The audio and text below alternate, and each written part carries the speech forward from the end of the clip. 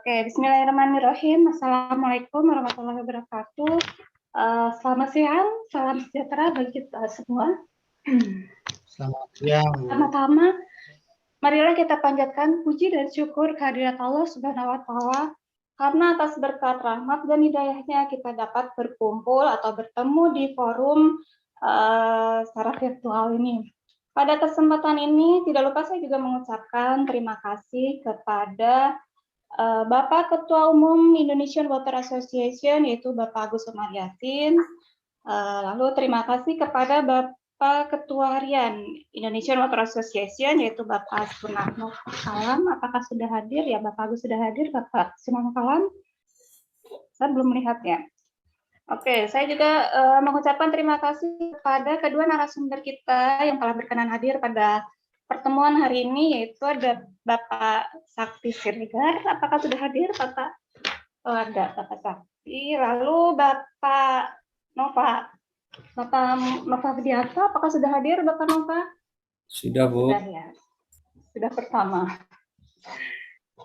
Terakhir saya ucapkan terima kasih kepada Bapak Ibu peserta dari webinar siang hari ini. Perlu saya informasikan bahwa peserta siang hari ini mencapai 100 lebih ya, 123. Tapi ini baru 77, oke tidak apa-apa.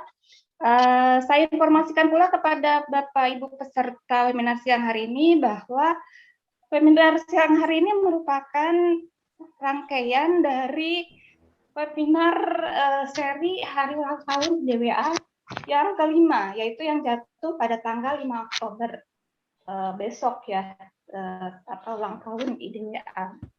Nah, webinar pertama kita yaitu pada tanggal 11 September. Temanya pada saat itu adalah keselamatan kerja di IPAL, di lingkungan IPAL. Nah, webinar pada saat itu kita bekerja sama dengan Kementerian Tenaga Kerja atau Kemenaker. Nah, webinar kita yang kedua yaitu pada tanggal 2 Oktober, ini pada hari Sabtu ya, hari Sabtu kemarin, ini tentang proses anaerob untuk mendukung bioenergi. Nah, ini adalah webinar IDWA yang ketiga, yaitu tanya jawab seputar WTP atau Water Treatment Plan dan Wastewater Treatment Plan. Nah, nanti kami persilakan Bapak Ibu bagi yang memiliki masalah mungkinnya atau apa yang ingin ditanyakan seputar WTP dan WWTP silakan disampaikan kepada kedua narasumber kita. Nah, pada kesempatan webinar kali ini kita juga memiliki 3 sponsor utama. 3 sponsor yang telah berkenan untuk ikut serta pada webinar kita hari ini, yaitu PT Hydromat Utama Indonesia. Seperti tadi profilnya sudah kita lihat di video ya, di awal tadi. PT Hydromat ini merupakan perusahaan yang bergerak di bidang pemasak produk-produk untuk pengolahan air. Ya, untuk pengolahan air. Lalu yang kedua yaitu PT Masterindo Prima Teknik. PT Masterindo Prima Teknik ini merupakan produsen dari surface aerator. Nanti kita lihat profilnya seperti apa. Sponsor yang ketiga yaitu PT Pakar Indonesia. Dari namanya mungkin kita bisa menebak ya, PT Pakar Indonesia, Pakar IPAL Indonesia ini bergerak di bidang wastewater treatment plant. Oke, mungkin itu yang dapat saya sampaikan sebelum kita masuk ke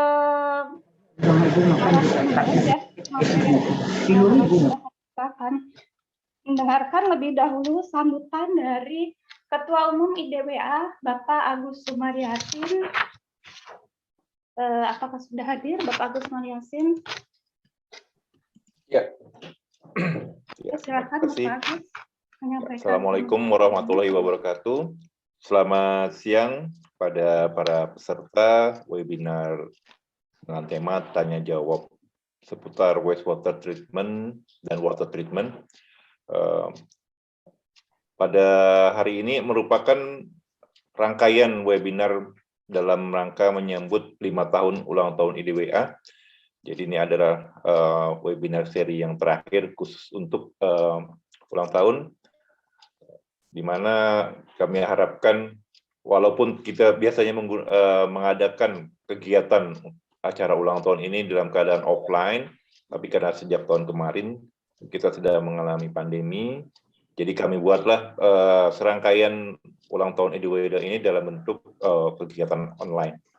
Kami harap dengan berbagai serangkaian webinar kali ini dapat membantu dan juga mengobati dari para peserta dan juga anggota IDWA yang biasanya kita bisa dapat berkumpul, saling bertukar pikiran, berdiskusi bersama-sama, tapi dapat terwakili dengan beberapa rangkaian webinar kali ini.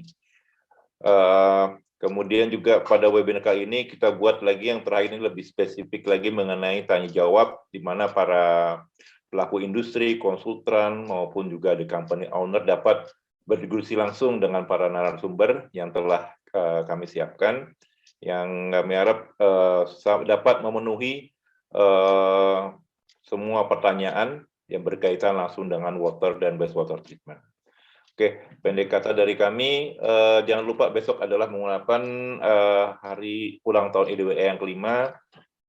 Kami harap dapat terus berkarya untuk Indonesia, terutama khususnya dalam pengolahan air bersih dan air limbah.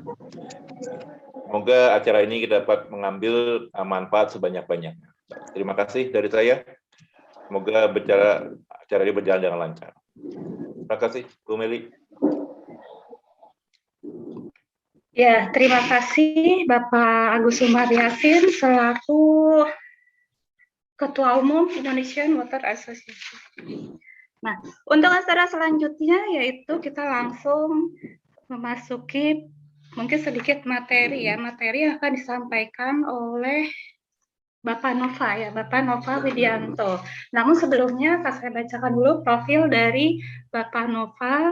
Bapak Nova ini merupakan Ketua Bidang Peralatan dan Bahan Kimia Penunjang di Indonesian Water Association. Beliau berpengalaman lebih dari 15 tahun di engineering, procurement, dan construction atau EPC, dan EPCC, WTP, membrane and system, dan pure water. Bapak Nova Widianto ini juga berpengalaman lebih dari 5 tahun di bidang dosin PAM. Betul ya Pak ya? Ya, mungkin langsung saja kita dengarkan pemaparan dari Bapak Nova Widianto. Waktunya 15 menit sampai 20 menit, Pak Nova. Silakan. Saya screen dulu ya, oke. Kelihatan ya? Baik, terima kasih. Terima kasih atas kesempatan yang diberikan pada Bu Meli dan juga Pak Agus Umar selaku Ketua Umum IDWA. Tadi sudah diperkenalkan singkat kalau saya berpengalaman di bidang EPC EPCC tepatnya, Engineering, Procurement, Construction, and Commissioning di water treatment. Jadi bidang saya ini di water treatment, nanti di pembicara kedua mungkin untuk lebih banyak ke wastewater, jadi ada 2 sesi nanti ya. Oke. Kok nggak jalan? Nah, baik. Mungkin tadi kelewatan diperkenalkan, kalau background saya itu sebenarnya orang proses. Jadi saya dari teknik kimia, jadi kebanyakan mempelajari proses ya. Nah, kalau kita bicara water treatment tentu saja kita tidak akan melewatkan prosesnya, karena sering orang bertanya ya, aku butuh softener ya, cuman orang bilangnya cuma seperti itu aja, softener, tanpa bilang airnya dari mana, airnya untuk dipakai untuk apa. Nah, jadi orang cuma bilang di sisi softener, nah, aku butuh WTP untuk apa? Untuk isi ulang, untuk boiler, untuk apa? Nah, itu kan perlu disampaikan juga. Hal-hal seperti itu yang kadang sebagai basicnya orang itu melupakan itu. Belum nanti kalau terkait harga. Kalau di sini kita nggak bicara harga ya, tapi lebih ke basic konsepnya bahwa di dalam water treatment itu ada input, proses, dan output. Maksudnya gimana? Nah, kalau kita bicara pengolahan air, itu kalau kita harus tahu bahwa tiga hal ini harus disampaikan ke kontraktor ataupun ke eh, apa namanya orang yang akan kita pakai jasanya, baik itu kontraktor, konsultan maupun toko water treatment. Tuh. Nah, kita mulai yang pertama dulu atau inputnya atau input dan output ini kita harus tahu sumber airnya seperti apa, isinya seperti apa. Makanya itu perlu kita ada analisa air dan paling sederhana apa namanya kita tahu karakteristiknya. Sama-sama air sumur, kalau kita bilang air sumurnya itu dari daerah Dieng misalnya dengan daerah Bogor itu isinya akan berbeda. Memang kalau kita bisa secara umum karakternya kurang lebih sama, tapi isinya akan berbeda. Ada yang apa namanya airnya sudah jernih sehingga langsung bisa dipakai. Misalnya sering jadi slogan oleh vendor atau perusahaan air minum. Nah, itu kan dia bilang dari air mata air alami ya. Padahal sebetulnya airnya udah bagus dan memang dia pasti akan ada proses untuk penyaringannya gitu. Nah, beberapa karakter atau hal yang bisa dipakai secara umum itu ada air tanah atau air dalam tanah, kemudian ada air sungai atau air permukaan, kemudian ada air laut, ada air payo, ada air gambut. Nah, itu kita bicara karakteristik air yang berbeda-beda. Tetapi secara teknis tetap kita harus melakukan uji uji lab lah untuk mengetahui kandungan air yang di dalam kandungan apa saja ada di dalam air itu. Sama-sama air tanah tadi seperti yang saya sampaikan di daerah Dieng ataupun di daerah Bogor ataupun di daerah Tangerang itu isinya akan pasti berbeda. Apalagi air tanahnya di pinggir laut misalnya di Menteng, nah itu akan berbeda sekali. Jadi itu yang harus kita apa namanya kita pahami bersama bahwa sama-sama air tanah itu bisa berbeda. Bahkan air laut misalnya air laut di Pantai Ancol misalnya dengan di tengah laut itu pasti berbeda. Kemudian air di daerah Bali juga itu pasti akan berbeda. Jadi kalau kita bicara air laut asin ya memang pasti asin, tapi isinya apa saja termasuk pengotornya itu juga akan berpengaruh sekali gitu.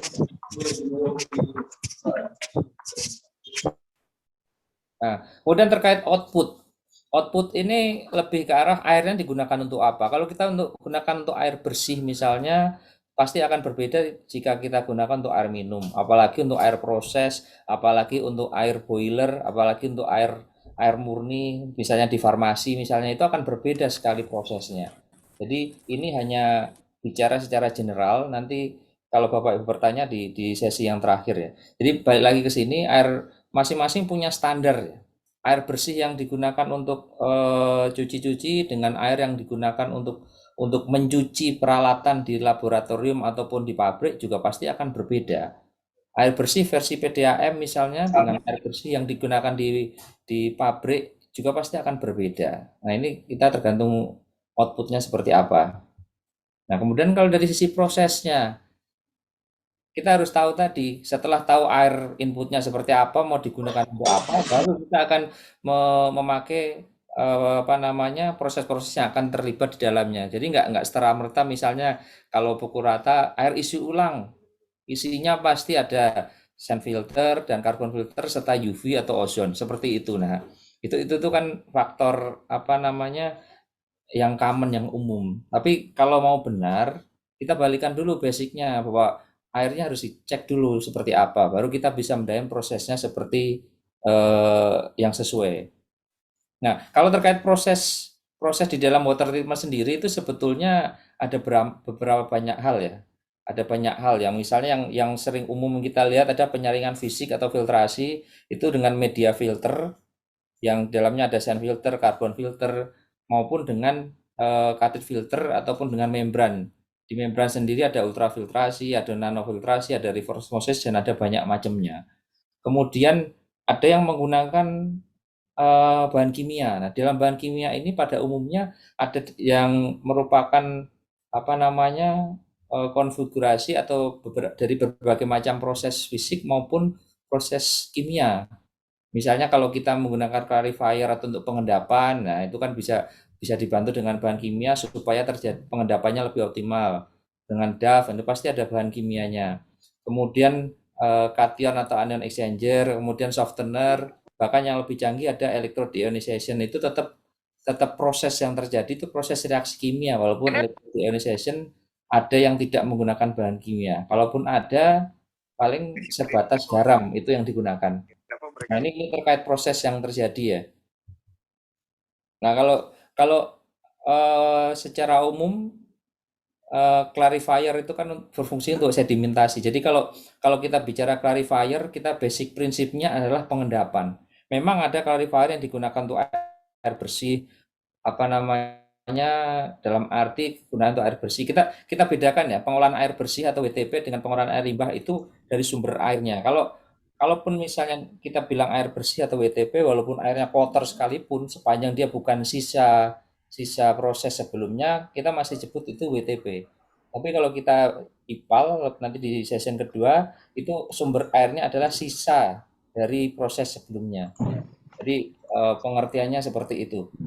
Nah, kemudian apa namanya terkait masih proses ya, proses-proses yang terjadi di water treatment itu secara umum baik WTP maupun WWTP kurang lebih sama, hanya balik lagi tetap kita harus tahu bahwa apa namanya proses inputnya apa, isinya bagaimana, kemudian digunakan untuk apa, baru kita akan mendesain prosesnya yang tepat untuk pengolahan airnya. Nah, ini contoh-contoh proses yang terjadi ya. Jadi ketika kita sudah tahu sumber airnya seperti apa, itu masih ada stempel. Kita menggunakan air untuk apa namanya, sumber airnya dari mana, digunakan untuk apa. Nah, kita bisa mendesain sistem secara komplit dengan basicnya seperti ini. Dan ini pun masih memungkinkan untuk pengembangan lebih lanjut ketika ada perubahan air. Jadi ketika kita bicara dari sisi desain, kita harus bisa mempertimbangkan banyak faktor. Kemudian kalau kita lihat urutannya EPC ya, P itu kontrak apa namanya procurement. Ketika kita mencari vendor yang tepat untuk apa namanya untuk menyuplai kebutuhan barang-barang ini, kita juga harus menyesuaikan karena tidak sesuai semua itu sesuai dengan desain di awal. Misalnya contoh sederhananya kalau kita desain sand filter, kalau desain sand filter atau proses filtrasi dengan media itu kan pasti luas permukaan atau luas area ya. Kalau kita bicara luas area otomatis nanti akan ujungnya akan diameter. Nah, jadi balik lagi kalau kita diameter tangki menggunakan FRP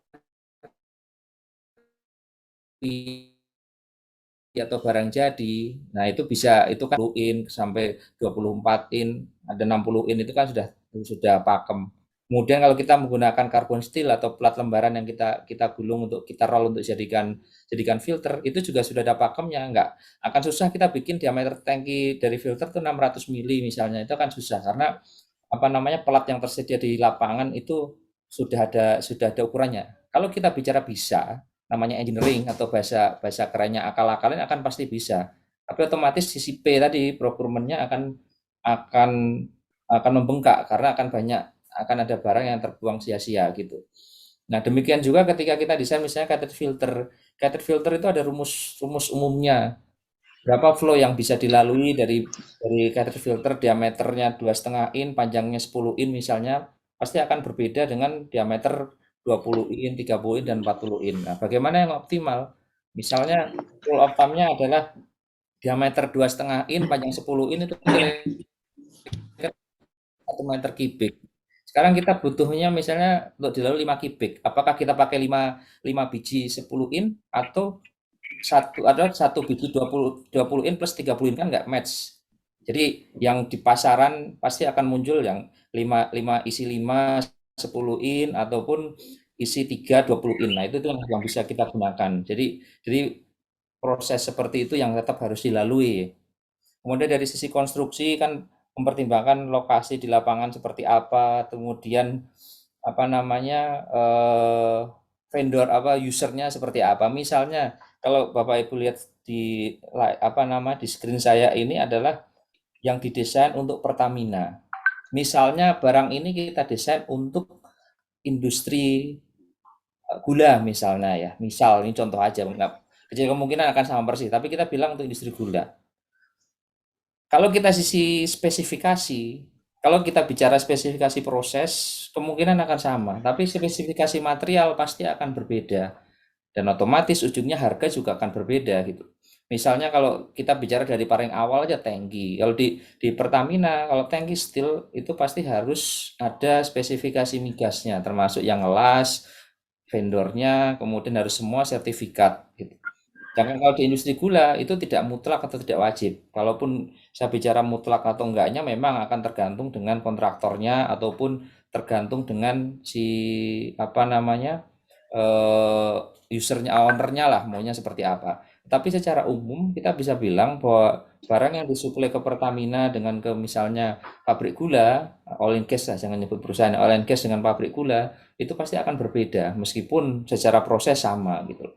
Kita bicara cartridge filter, balik lagi cartridge filter dengan kita beli yang Ngomong pakai roll. dengan beli barang kalau misalnya untuk di pabrik gula kita bisa menggunakan cartridge filter yang jadi barang jadi di apa misalnya kita beli di Dromat itu salah satu sponsor kita itu bisa beli di sana. Tapi ketika di Pertamina Oil and Gas mereka akan menanyakan desainnya seperti apa, ketebalan platnya bagaimana, otomatis cost-nya, terus spesifikasinya, materialnya akan lebih lebih apa namanya lebih banyak. Itu belum kita bicara seperti apa namanya seperti webinar kita tanggal 11 September kemarin yang terkait safety. Nah, ini kan lebih panjang lagi. Jadi hal-hal seperti itu yang harus diperhatikan. Jadi ketika ada user misalnya mau bilang, "Oh, saya butuh water treatment." Nah, jadi jangan jangan menutup informasi ini dipakai di mana gitu. Nah, kalau memang nggak semua harus kita bilang ya. Misalnya kalau kita bilang Pertamina terhadap project A atau B itu misalnya ya itu masih confidential ya nggak harus disampaikan juga gitu. Nah ini juga contoh lainnya terkait dengan proses. Nah saya nggak bilang benar salah ya. Setiap proses water treatment yang terjadi di user itu pasti unik. Nah, ketika ada proses seperti ini, kalau kita bicara benar salahnya ya akan panjang, masih banyak, masih kita cari salahnya pasti gampang lah. Tapi ketika kita bicara benar apa namanya hal yang ideal itu nggak ada hal yang ideal di apa di aktual. Tetapi sebelum apa namanya sebelum kita membuat atau mendesain sistem kita memang harus bicara ideal dulu, baru kemudian kita akan menyesuaikan dengan sisi konstruksi di lapangan dan procurement atau barang yang ada di pasaran seperti apa gitu. Nah, kalau prosesnya sederhana seperti ini, memang pasti ada aja yang kurang. Tapi dengan standar minimal yang tadi saya sampaikan di depan ini kita sudah ada informasi airnya seperti ini ya. Ada TDS-nya berapa, kalsiumnya berapa, magnesiumnya berapa, silikanya berapa, besinya berapa. Dengan dasar seperti ini yang menjadi krusial ya, semuanya balik ke ujung yang sebelah kanan. Apa sih yang perlu dipakai untuk apa? Ini di sini belum ada informasi airnya akan dipakai apa. Nah, dengan di titik itu, kalau kita menyebutkan ini TDS pasti akan bisa dikurangi dengan RO. Kemudian CAMG ini faktor yang penentu dari hardness. Jadi dia bisa dihilangkan atau dikurangi dengan softener. Kemudian silika akan bisa dihilangkan melalui RO. Fe atau besi bisa dihilangkan dengan iron removal. Jadi target utama kalau tidak ada informasi ya pasti mengurangi barang-barang atau kandungan yang disebutkan di depan ini. Nah, jadi hal-hal seperti ini yang perlu diperhatikan, informasinya bagaimana, jumlah airnya meter kubiknya berapa, apakah per hari, per jam. Nah, saya pernah ada pengalaman ada yang salah menuliskan satuan ya, itu ngefeknya besar sekali padahal itu sudah mau kontrak. Nah kan jadi lucu jadinya ketika misalnya 200 meter kubik per day dengan 200 meter kubik per jam, nah itu dari sisi desain sistem dan apalagi harga itu kan sudah jauh sekali dan itu terjadi gitu loh. Nah, karena salah persepsi dan itu apa namanya mungkin Bapak Ibu atau teman-teman semua di sini yang ada ngalami, nah bisa bisa nanti mungkin bisa sharing ya. Ada sebuah perusahaan cuci mobil lah di Cikarang itu beli beli water treatment impor semua dari suatu negara lah saya bilang suatu negara gitu ya. Nah satuan satuan yang tertulis itu masih dispute dan ketika barang datang ya itu berantakan semua gitu. Jadi ini bukan masalah benar salah tapi perlunya kita mereview menyampaikan data secara lengkap itu ujungnya adalah ya kalau kita mau fair ujungnya pasti di cost juga. Semua ujung-ujungnya adalah di cost gitu. Jadi ketika kita salah di awal, ya jangan berharap sistem dan harganya akan benar sampai akhir. Itu tuh yang perlu dipahami ya. Ada cerita lainnya terkait terkait apa namanya end user di oil and gas. Jadi apa namanya kontraktornya tidak memperdulikan spesifikasi yang muncul di oil and gas. Jadi ketika supply water treatment complete hanya berpikir dari sisi oh ini bisa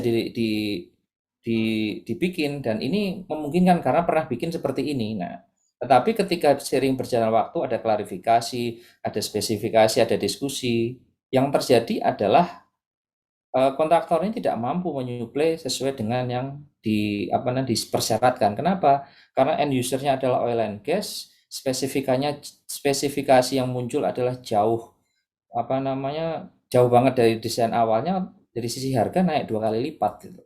Termasuk dari sisi safety, misalnya di oil and gas butuh butuh explosion proof. Nah, itu tuh kan hal sepele yang mungkin tidak tidak diperhatikan. Pipanya harus ada sertifikatnya, kemudian untuk panelnya harus ya panel explosion proof lah. Nah, hal seperti itu untuk pompa ya. Pompa itu harus standar API. Nah, itu yang perlu diperhatikan semua bahwa barang yang kita desain, kita buat itu belum tentu kalau peruntukannya beda bisa jadi berbeda.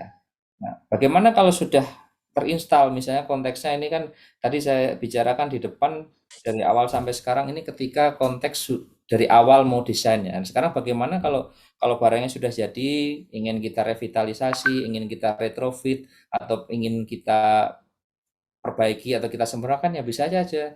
Tentu saja prosesnya adalah re-engineering dan kita harus ngecek semua balik ke basic konsep tadi, input dan outputnya kita harus cek, proses atau yang ada di dalamnya kita harus evaluasi apakah sudah benar sesuai dengan desain atau sudah optimal atau belum. Nah, baru improvement akan bisa dilakukan di sana.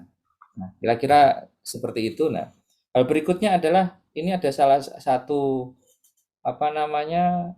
sistem yang relatif komplit ya, ini berupa PFD. Kalau lihat gambarnya juga mungkin Bapak Ibu bisa notice ini gambar yang biasa muncul di industri apa ya. Nah, tapi yang menarik adalah kalau kita biasa menggambar itu dari kiri ke kanan, ini gambar ini adalah dari kanan ke kiri. Nah, jadi mungkin bisa menebak lah ini asal gambar ini dari mana gitu ya. Nah, tetapi yang perlu saya sampaikan lagi di sini adalah gambar itu harus sejelas mungkin. Tidak semua orang itu bisa memahami gambar-gambar seperti ini ya. Apalagi ketika nah buat yang ngerti saja ini ada beberapa hal yang kurang pas di sini. Tapi ketika ketika kita menjelaskan ke orang sistem yang terjadi ini ya akan lebih susah lagi. Di sini tidak menyebutkan sumber airnya seperti apa, cuma disebut water from water pond. Nah, water pondnya ini sumbernya dari mana? Bisa tolong di mute itu. Nah, sumber airnya dari mana ini kan belum ketahuan, cuma disebut water pond. Apakah itu air tampungan air hujan atau air tampungan sisa proses yang lain atau dari air laut ditaruh di pond atau mungkin dari sumur ditaruh di pond, itu kan belum jelas.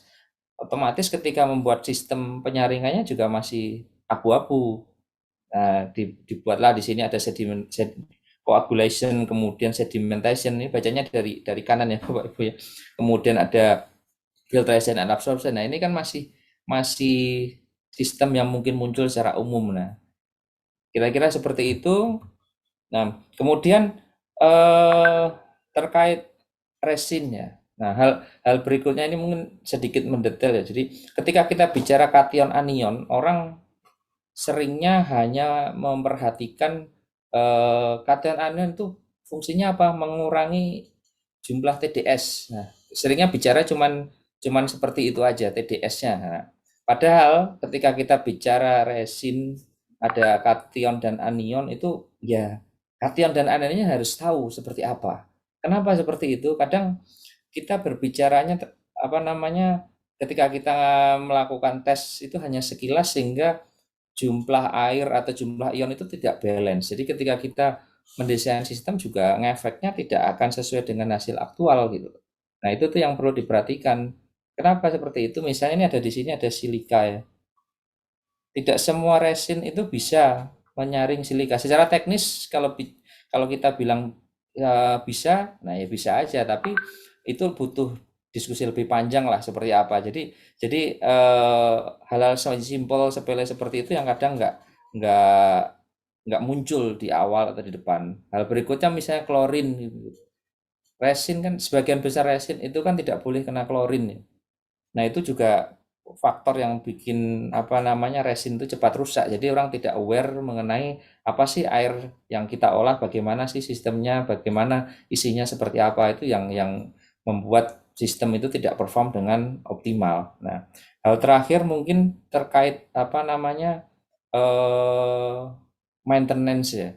Maintenance itu balik lagi ke operasional. Ketika kita bisa mengoperasikan dengan baik, maintenance itu biasanya merujuk ke operasi yang benar. Misalnya resin, kita yang di layar ini kan terkait resin. Nah, bagaimana maintenance-nya yang benar mengenai resin ini kan ada step by step-nya yang harus dilalui, dan itu kan tidak semuanya aware gitu. Jadi kita mulaikan dari sekarang, terutama yang untuk operator, bagaimana kita memperhatikan sistem kita sendiri, jangan asal mengoperasikan, oh yang penting produksi, yang penting mengeluarkan air. Nah, itu yang harus diperhatikan secara umum. Nah, yang lucu lagi adalah banyak orang itu tidak bisa membedakan antara, Nova, ya Bu, maaf, 3 menit lagi ya. siap, ini slide terakhir Bu ya. Oke, Banyak terima kasih. banyak orang mungkin di antara Bapak Ibu dari 115 partisipan ini agak susah membedakan klorida dengan klorin. Nah, itu tuh yang mungkin, dan kejadian bahkan perusahaan besar pun yang sudah lama bermain di dunia air banyak yang tidak tahu bedanya klorida dengan klorin. Nah, kira-kira begitu. Nah, sudah Bu, ini sudah habis. Terima kasih waktunya. Nanti kalau ada Bapak Ibu mau bertanya lebih lanjut bisa di sesi yang tanya jawab atau di kolom chat. Terima kasih. Oke, terima kasih Pak Nova Widianto untuk materinya yang sangat mencerahkan sekali ya untuk kita. Mungkin itu terkait apa tadi, water treatment ya, instalasi pengolahan air. Ya, nanti mungkin Bapak Ibu yang memiliki masalah atau yang ingin curhat atau yang ingin apa ya, menanyakan lebih jauh terkait instalasi pengolahan air, bisa disampaikan di kolom chat atau bisa disampaikan secara langsung dengan mengklik tombol raise hand. Nah, untuk sebelum memasuki narasumber yang kedua, mungkin kita akan melihat dulu profil dari beberapa para sponsor kita. Di sini ada PT Hydromat Utama Indonesia, PT Masterindo Prima Teknik, dan PT Pakar IPAL Indonesia. Mungkin kepada host bisa ditampilkan profil dari masing-masing sponsor kita pada siang hari ini. Silakan, siapa ya? Mbak Ufa?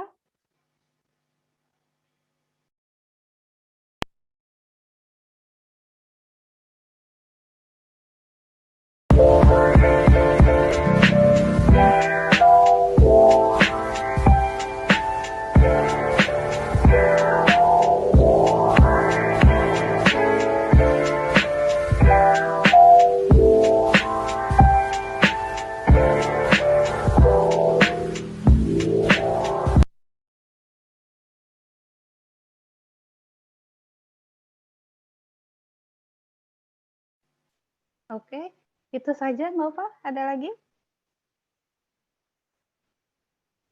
Oke, itu ya. Nanti mungkin profil berikutnya di sesi berikutnya. Oke, kita masuk ke acara yang berikutnya, yaitu pemaparan, sedikit pemaparan ya. Jadi untuk membuka gambaran untuk kita, untuk diskusi kita berikutnya adalah paparan dari narasumber kita yang kedua, adalah Bapak Sakti Siregar. Oke, dari namanya mungkin kita udah tahu ya, Bapak Sakti Siregar ini pasti orang mana nih? Orang Jember ya Pak ya? Ya, Bapak Sakti Siregar ini merupakan Dewan Pakar dari Indonesian Water Association, dan beliau juga merupakan Vice Chairman on apa ini, ABGI, wah, Association Biogas Indonesia. Saya kira ABG Indonesia, Pak.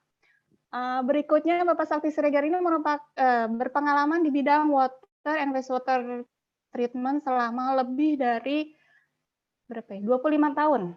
Ya, berarti sangat berpengalaman sekali ya Bapak Sakti Siregar ini di bidang water and wastewater treatment. Oke, kepada Bapak Sakti, sudah siapkah Bapak Sakti Siregar?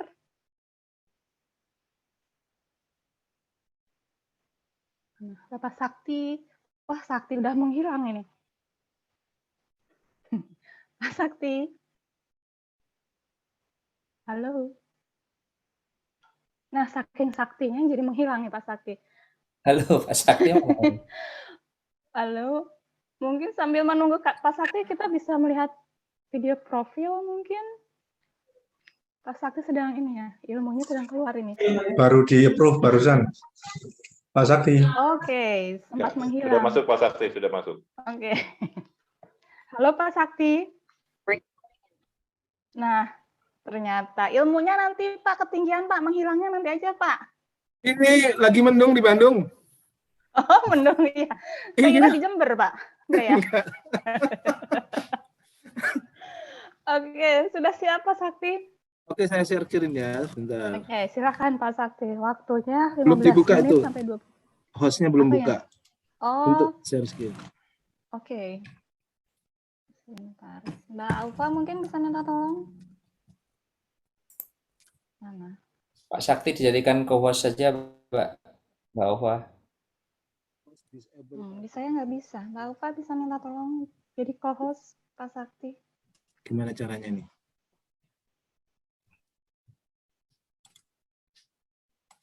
Ya. Mohon maaf Bapak Ibu, ini Pak Sakti baru saja menghilang, tapi sudah hadir lagi di tengah kita. Saking saktinya itu. Film apa itu? Sudah bisa kah Pak? Masih minta ini host disable participant screen sharing. Oke. Saya atau sebentar ya. Iya. Mohon bersabar Bapak Ibu. Yang tadi mana ya? Yang Pak Sakti.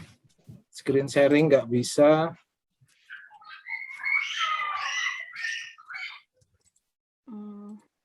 Nah, bisa. Nah.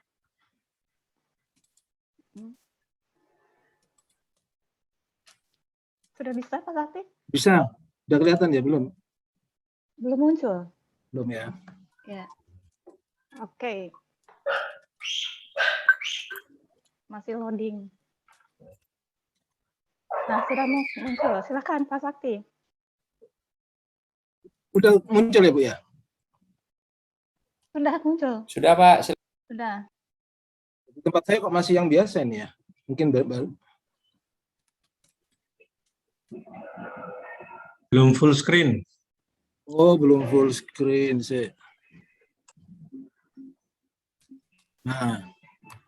Nah ini. Assalamualaikum, selamat siang, salam sejahtera buat kita semua Bapak Ibu. Terima kasih buat waktunya. Jadi ini konsep webinar kita adalah tanya jawab. Tujuannya adalah untuk memperluas session tanya jawab. Memang sebetulnya seperti saya sama Pak Nova ini bukan berarti kami tahu atau paham semua mengenai water treatment dan wastewater treatment plant, tapi kita bikin platform untuk bisa kita diskusi karena kita tidak bisa offline. Jadi memang seperti Pak Nova tadi memberikan gambaran umum di water treatment, demikian juga di wastewater treatment akan saya berikan gambaran umum. Dari situ nanti kita saling berdiskusi antara peserta dengan saya dan Pak Nova, juga dengan beberapa teman-teman yang sebagai sponsor. Jadi seperti yang Pak Nova sebutkan tadi bahwa kita harus memahami di wastewater juga sama dengan di water treatment, konstituen dari polutan itu apa saja. Kebanyakan kita malah cuman bilang BOD-nya sekian. Seperti yang Pak Nova bilang, sebetulnya kita memang harus lebih jelas kalau di wastewater itu setidaknya BOD, COD, suspended solid, pH, temperatur ya, kemudian spesifik toxic atau inhibitant, dan juga harus ada referensi wastewater ini dari industri apa. Kalau STP oke lah, kalaupun STP pun kita harus tahu apakah dari rumah sakit yang punya banyak biosite atau dari kantin yang banyak minyak seperti itu. Nah, seringnya kan proyek-proyek wastewater ini cuman dianggap seperti bukan ya seperti digampangkan lah. Nanti tinggal pokoknya ada juga yang suka tanya berapa per meter kubik. Nah, itu sesuatu yang sangat sulit untuk di wastewater. Di STP pun sebetulnya sulit. Jadi seperti saya sebutkan tadi, kalau kita sudah tahu konstituennya itu apa, misalnya suspended solid, kemudian kita bisa memilihkan nanti unit operasinya apa saja, misalnya pakai screen atau misalnya yang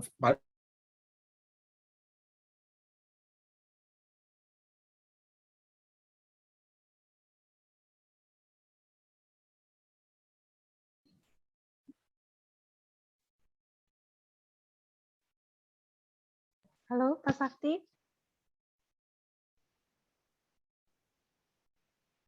Menghilang lagi. Menghilang.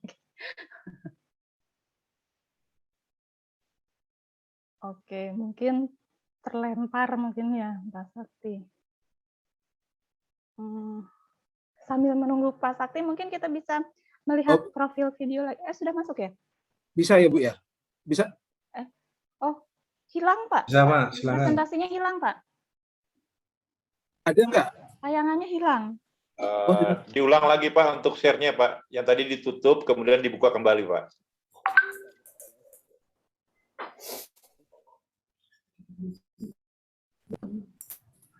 Screen.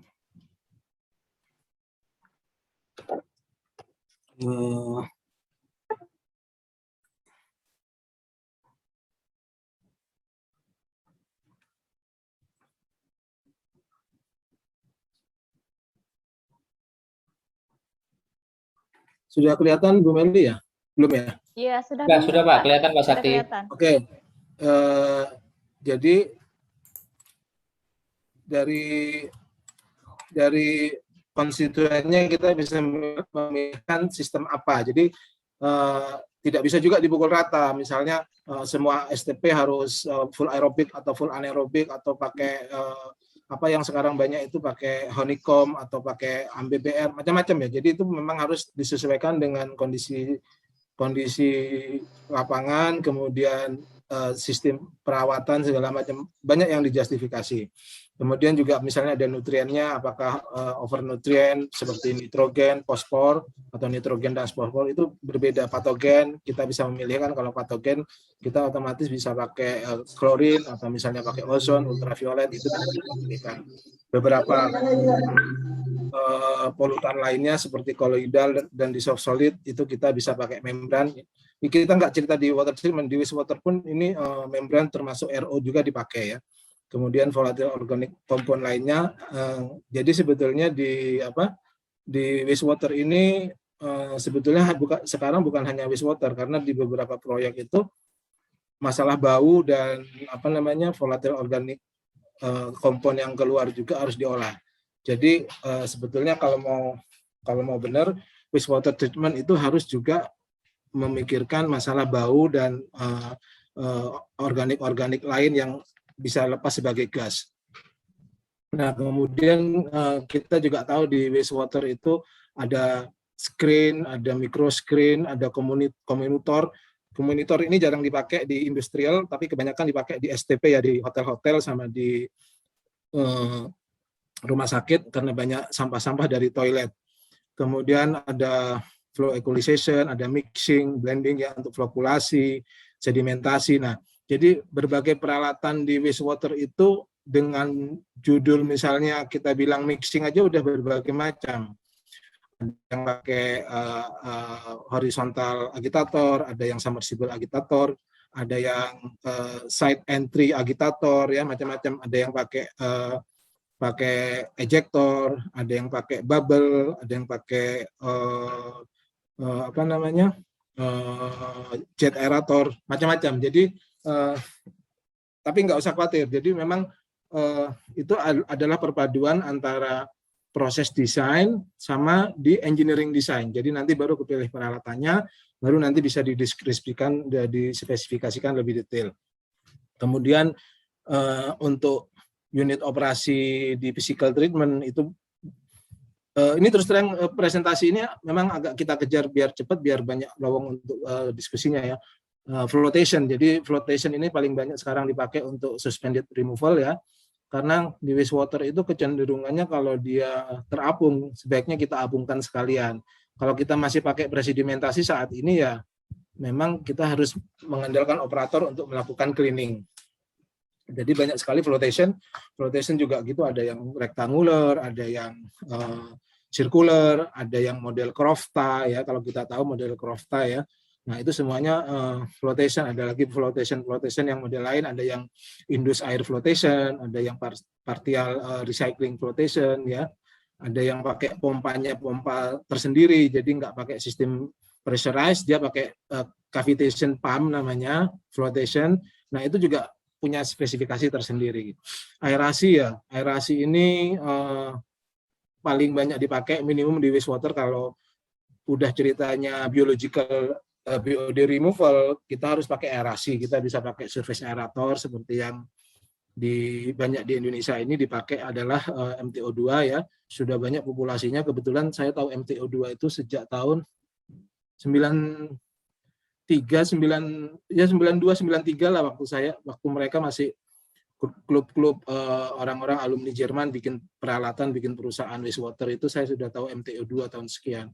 Nah itu sudah banyak mereka punya populasi. Kemudian perpaduan antara blower dengan diffuser seperti ada Jaeger ya, kalau di DWA mereka pakainya Jaeger dari Jerman. Mungkin juga dikasih nama Jaeger supaya bakterinya takut ya, kalau ada Jaegernya dia nggak mereduksi itu, jadi dikasih nama Jaeger. Nah, terus beberapa alat aerasi yang gampang-gampang seperti submersible aerator, seperti pompa submersible tapi dikasih eduktor ya, itu bisa juga dipakai. Berbagai itu semua pemilihannya hubungannya sama efisiensi, kemudian biaya, konfigurasi tangki, karena juga banyak peralatan aerasi itu yang sudah dipakai 5 tahun atau mungkin kurang dari 5 tahun, sistem aerasinya dirubah total. Jadi dulu mereka pakai aerasi seperti apa, kemudian ngerasa kurang bagus atau maintenance-nya sulit atau efisiensinya mereka rombak. Jadi semua yang ada di wastewater sama paling banyak di water treatment nggak terlalu. Planet itu kadang karena perubahan karakteristik air limbah dan flow-nya ya, juga ada beberapa peralatan yang rusak, akhirnya mereka ganti sistem mekanikalnya. Kemudian ada volatile organic control ya, volatile organic carbon control ini, kemudian ada beberapa filtrasi, ada surface filtrasi, depth filtrasi ini masuk ke tertiary ya. Di wastewater, kemudian ada membrane filtration, ini juga masuk ke tertiary, kemudian ada air stripping. Nah, air stripping ini bisa jadi termasuk primary treatment sebetulnya. Jadi beberapa air limbah atau seperti licit yang amoniaknya tinggi, mereka biasanya pakai ini. Ini sebagai contoh saja. Nah, ini di proses biologikalnya itu ada 2, aerobik sama anaerobik. Nah, anaerobik itu yang paling banyak di Indonesia sebetulnya kan dari zaman dulu itu, yang pertama kali itu Inhofe tank. Inhofe tank itu ya septic tank itulah, itu Inhofe ya. Itu yang pertama kali di Indonesia, kemudian dari situ berkembang ke CSTR. Nah, sistem CSTR ini kalau di pengelola limbah paling banyak dipakai di kelapa sawit, tapioka, mereka pakai CSTR. Cuman mereka selalu bilang covered anaerobic lagoon. Padahal lagoon yang mereka punya sekarang itu sudah bukan lagoon, sudah CSTR. Cuman karena bentuknya besar, kelihatannya orang udah biasa lagoon, bilangnya covered anaerobic lagoon, padahal itu CSTR. USB itu sudah banyak di Indonesia. Dulunya dibawa dari perusahaan-perusahaan Belanda, sekarang sudah banyak atau sudah beberapa yang sanggup untuk lokal manufaktur, sudah beroperasi ya. Seperti kalau di webinar kita ini, pakar IPAL, dia sudah mengerjakan USB, CSTR. Dulunya mereka selalu CSTR di beberapa food industry, tapi tergantung seperti tadi antara milih CSTR sama USB itu tergantung lokasi. Kalau lokasinya sempit, mereka pakai USB kan. Tapi di USB ini ada kompensasi ya, itu tadi biaya mechanical sama lumpurnya lebih mahal. Tapi kalau memang absolute space-nya tidak bisa, mereka pilih USB. Kalau tidak bisa juga USB, space-nya lebih sedikit lagi, itu baru masuk ke namanya IC reaktor, internal circulation reactor, itu punyanya PAX, atau EGSB, expanded granular bed reactor ya, punyanya Biotin, tapi diikuti sama yang lain. Nah, seperti itu. Itu yang paling tren saat ini. Tapi sebetulnya di anaerobik itu ada 2 lagi yang tren, tapi saya tidak bisa sebutkan karena itu orang lagi coba develop, itu sangat melebihi USB dan melebihi EGSB dan IC, biayanya lebih murah, tapi itu masih ya proyek mungkin di bawah 10 plan, tapi yang besar-besar. Nah, itu lagi ada terjadi di dunia wastewater. Kemudian ada juga anaerobic baffle. Di Indonesia yang besar itu anaerobic baffle, saya tahu dulu di Pakerin. Tapi saya tidak tahu sekarang, dulu ada di Pakerin. Terus ada sequencing anaerobic reaktor, itu jaranglah di Indonesia ya. Kemudian ada juga di sini fluidized bed. Nah, kalau fluidized bed ini saya belum nemu di industri di Indonesia, saya belum pernah tahu. Tapi kalau fixed bed, nah ini fixed bed ini banyak dipakai di distillery ya, distillery anaerobic fixed bed, bisa downflow, bisa upflow, tergantung keperluan dan efisiensinya. Nah, ini mereka pakai media di dalam. Ini biasanya media-medianya yang dari Munter atau ya dari Inggris, atau Munter dari Jerman, tapi bisa dari India juga. Nah, itu banyak. Nah, seperti di Amoco itu setahu saya pakai ini upflow anaerobic filter ya. Nah, seperti itu jadi kapan kita memilih anaerobik dulu baru masuk ke aerobik. Jadi tidak ada sistem yang tanpa aerobik untuk masuk baku mutu. Jadi anaerobik itu adalah sebagai pre-treatment. Tidak bisa anaerobik itu stand alone untuk masuk baku mutu. Jadi apapun proyeknya, kalau ada anaerobik pasti ada aerobik. Kalau tidak bisa masuk baku mutu. Kecuali aerobiknya ada di ada di kawasan industri, di central wastewater treatment. Nah, di aerobik itu sama juga. Jadi ada yang suspended growth, seperti misalnya yang sudah paling banyak kita pakai itu activated slat ya. Activated slat itu ada low speed surface aerator. Ini biasanya efisiensinya lebih tinggi dari yang high speed, tapi perawatan sama konstruksinya lebih mahal. Ini biasanya banyak dipakai di pulp and paper yang besar-besar, ini pakai low speed ya. Kemudian high speed aerator itu ada yang seperti punyanya ini termasuk high speed, punyanya MTO2 ini, itu high speed aerator, itu bisa dipakai. Kemudian ada brush aerator, mammoth rotor. Nah, ini mammoth rotor ini tipikal, jadi nggak bisa sembarangan dipakai di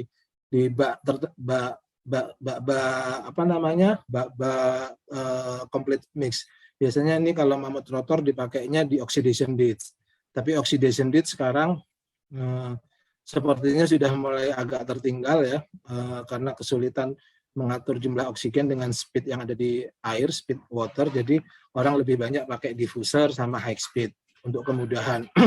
Otomatis kalau pakai diffuser berarti diffuser dengan blower. Ada yang cost bubble, ada yang fan bubble. Jadi di ilmu water sama wastewater ini, sekali ada keinginan untuk mendesain atau membuat wastewater, itu semacam matrik gitu loh. Prosesnya apa, alatnya apa, itu semuanya memang harus kita ketahui bersamaan juga dengan end user ya. Jadi tidak bisa pakemnya itu cuma satu, ini gitu, nggak bisa. Jadi mesti saling silang antara proses equipment dengan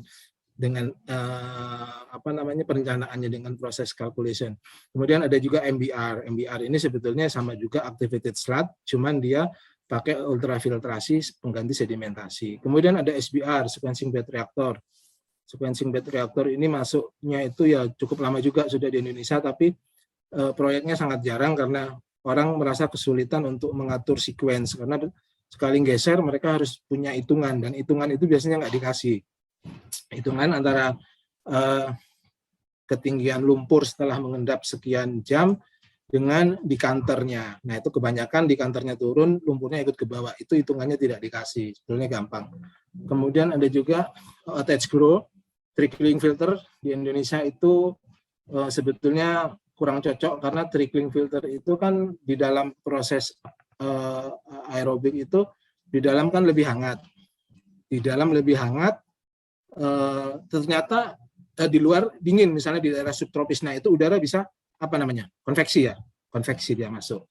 Tapi kalau di Indonesia di dalam reaktor sama di luar karena tropis sama, akhirnya stuck. Nah, itu tidak bisa di Indonesia. Akhirnya apa? Mereka tambah blower. Seperti sekarang proyek yang saya tahu mungkin di Palembang ya, itu pakai trickling filter.